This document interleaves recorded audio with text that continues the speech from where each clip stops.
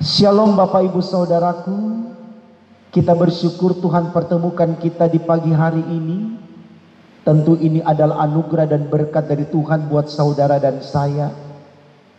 Mari kita mensyukuri akan kebaikan Tuhan ini lewat kesediaan kita untuk menerima firman-Nya di Senin pagi saat ini. Saudaraku, mari kita awali dengan doa sebelum kita membaca Alkitab dan merenungkan firman-Nya. Kita berdoa. Tuhan Yesus, dengan syukur kami datang kepadamu karena Engkau baik di dalam kehidupan kami. Di setiap persoalan yang terjadi, sesuatu yang tidak menyenangkan sekalipun, Engkau selalu ada untuk kami. Dan hadir-Mu Tuhan memberikan kami kekuatan, juga semangat untuk tetap eksis dalam eksistensi kehidupan kami seperti yang Engkau inginkan. Karena itu Tuhan, kami sangat membutuhkan firman-Mu di hari ini.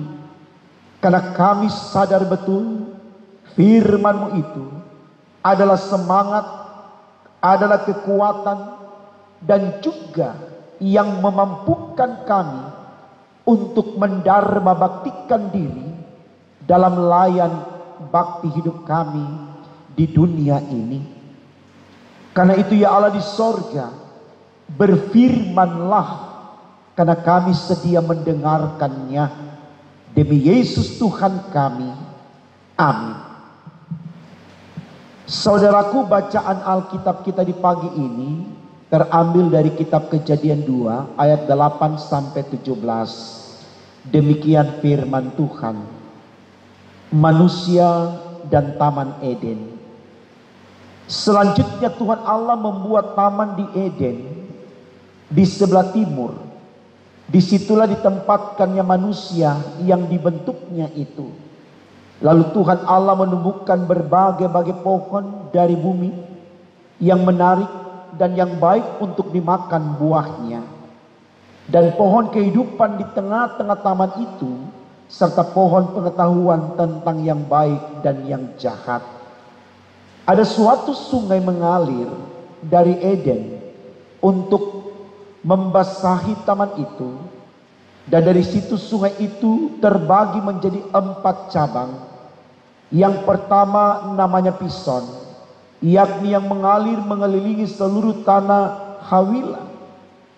Tempat emas ada, dan emas dari negeri itu baik. Di sana ada damar, bedolah, dan batu krisopras. Nama sungai yang kedua ialah Gihon, yang mengalir mengelilingi seluruh tanah Kus. Nama sungai yang ketiga ialah Tigris, yakni yang mengalir di sebelah timur Asyur. Dan sungai yang keempat ialah Efrat. Saudaraku, tema renungan kita di Senin pagi ini dalam Sabda Bina Umat tertulis pembangunan kehidupan bersama. Saudaraku, kalau kita melihat tema khotbah kita dengan judul bacaan Alkitab kita yang ditulis oleh LAI di Kejadian pasal 2 ayat 8 sampai 17, yaitu manusia dan Taman Eden, maka tentu kita bisa melihat benang merahnya atau keterkaitannya, hubungannya antara satu dengan yang lain. Di judul bacaan kita berbicara tentang manusia dan Taman Eden. Mau dijawab lewat arahan tema khotbah kita, bagaimana manusia dan Taman Eden menjadi satu kekuatan bersama untuk membangun kehidupan. Tentu kita bertanya, saudaraku, kenapa manusia dan Taman Eden harus disinergikan di dalam memberdayakan potensi yang ada pada masing-masing menjadi satu kekuatan untuk membangun kehidupan secara utuh, secara menyeluruh, secara sempurna. Tentu saudaraku, jawabannya adalah karena kita tahu manusia tanpa Taman Eden dia tidak bisa memberdayakan dirinya semaksimal yang dia inginkan. Karena manusia membutuhkan sebuah tempat untuk mendharma baktikan dirinya, untuk mengkaryakan dirinya. Maka Tuhan jadikanlah Taman Eden sebagai tempat manusia melahirkan karya dirinya sebagai kekuatan kualitas dirinya di dalam menunjukkan karya baktinya kepada Allah. Sebaliknya saudaraku, Taman Eden pun tidak bisa berkembang, tidak bisa bertumbuh, tidak bisa terus hidup lestari selama-lamanya kalau tidak dikelola oleh manusia. Jadi keduanya saling mempengaruhi. Itulah alasan kenapa tema kita berbicara tentang pembangunan kehidupan bersama. Manusia dan Taman Eden harus bersama-sama saling melengkapi.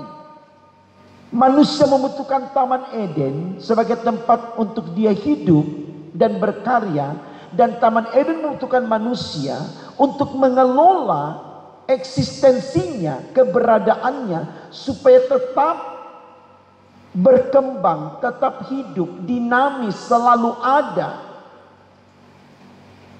Nah, ini kadangkala saudaraku yang tidak kita sadari. Artinya adalah manusia seakan berbicara, memiliki kewenangan penuh untuk menaklukkan alam ciptaan Tuhan. Sehingga kita bisa melihat manusia arogan, manusia serakah tebang pohon sembarangan, tapi tanpa memahami bahwa dampak dari tidak menghormati alam yang Tuhan ciptakan itu mendatangkan keburukan, ketidakbaikan bagi manusia, seperti banjir, tanah longsor dan sebagainya. Tapi kalau manusia menghormati alam, memberlakukan alam sebagai sarana Allah untuk mereka maksimalkan karya baktinya, maka alam pun bersahabat dengan manusia. Sebaliknya juga saudaraku, alam juga harus memberi ruang kepada manusia untuk bisa melakukan tugasnya, memelihara. Sehingga alam yang dikelola oleh manusia yang bijak akan melahirkan atau menumbuhkan sesuatu yang baik tentunya. Ini saudaraku yang perlu kita renungkan di dalam kehidupan kita. Betapa pentingnya manusia dengan alam hidup berdampingan sebagai satu kekuatan besar untuk membangun perannya masing-masing dalam rangka mempermuliakan nama Tuhan. Intinya manusia membutuhkan alam, alam membutuhkan manusia. Jadi mari saudaraku, lewat firman di pagi hari ini, kita berenung sejenak. Seperti apapun virus corona mengancam manusia, mengambil nyawa manusia.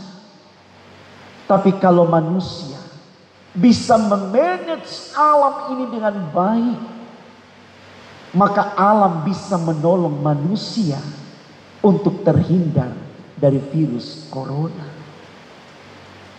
Manusia memanfaatkan ciptaan yang lain seperti matahari, memberikan suasana aman nyaman di lingkungan yang bersih, menghirup udara yang bersih, bisa menikmati keindahan ciptaan Tuhan. Maka tentu ini menjadi obat bagi manusia untuk bisa mengatasi persoalan corona. Tapi kalau manusia kemudian tidak memahami itu, buang sampah sembarangan, tidak mengelola alam dengan baik, sehingga udara tercemar dan seterusnya, ketika kita menghirupnya kita tidak sehat. Jangankan kena corona, tanpa kena corona pun, kalau kita menghirup udara yang tidak sehat, kita juga mati. Jadi ini saudaraku, Allah hadirkan dalam konteks kehidupan manusia di dunia, antara manusia dengan alam bersinergi karena hidup berdampingan. Itu bukan kebetulan, tapi mau menunjukkan bahwa manusia membutuhkan alam dan alam membutuhkan manusia, karena mereka sama-sama ciptaan, dan payungnya adalah Allah yang menciptakan. Semua yang diberdayakan dalam pembangunan bersama seperti tema khotbah kita adalah untuk kemuliaan nama Tuhan. Kalau untuk kemuliaan nama Tuhan, saya percaya saudaraku, kita tidak mengelola alam hanya untuk diri kita, tapi untuk seluruh ciptaan yang ada. Dan kalau untuk kemuliaan nama Tuhan, maka alam pun tidak hanya memberikan dampak baik kepada seseorang, tapi kepada seluruh manusia yang ada di dalamnya. Jadi semuanya harus berkiblat kepada Allah dalam rangka menyembah Allah. Itulah yang dimaksudkan dengan bagian terakhir dalam bacaan kita di ayatnya yang ke-9 di bacaan kita tadi, tentang buah pengetahuan yang baik dan yang jahat. Maksudnya bagaimana manusia bisa membedakan antara dirinya dengan Allah, supaya ada spirit dari manusia untuk menyembah Allah. Tidak hidup semena-mena di dalam menjalankan kehidupan yang Tuhan anugerahkan kepadanya. Nah, oleh karena itu saudaraku, lewat sorotan tema khotbah kita di pagi ini, pembangunan kehidupan bersama menggiring kita untuk mengerti bahwa kita harus bersinergi dengan alam ini di dalam membangun kehidupan yang ingin kita capai untuk mensejahterakan, untuk membahagiakan manusia tentunya. Jangan pernah kita mengabaikan pengertian ini, karena Allah memberikan ini untuk kita perhatikan dengan sebaik-baiknya. Hiduplah berdamai dengan alam, maka alam pun akan memberikan suasana nyaman, tentram, bahagia kepada manusia. Tuhan memberkati firman-Nya. Amin. Mari kita berdoa saudaraku, kita berdoa. Terima kasih Tuhan Yesus, karena Engkau sudah memberkati kami di pagi ini dengan firman-Mu. Kami sungguh percaya bahwa firman ini akan menjadikan kami mengerti betapa pentingnya kami mengelola alam sebagai manusia yang bijak dengan sebaik-baiknya. Karena alam Tuhan hadirkan adalah untuk menjadikan manusia sehat dan selalu mengalami kebugaran, untuk kemudian itu menjadi kekuatan bagi manusia di dalam memerangi kehidupannya. Tolong kami Tuhan, agar benar-benar kami jadikan semua yang ada di sekitar kami, tumbuh-tumbuhan, hewan, bahkan segala apa yang Tuhan jadikan adalah sarana untuk kami syukuri, sehingga kami dapat berdayakan itu dengan sebaik-baiknya demi untuk kemuliaan nama-Mu Tuhan.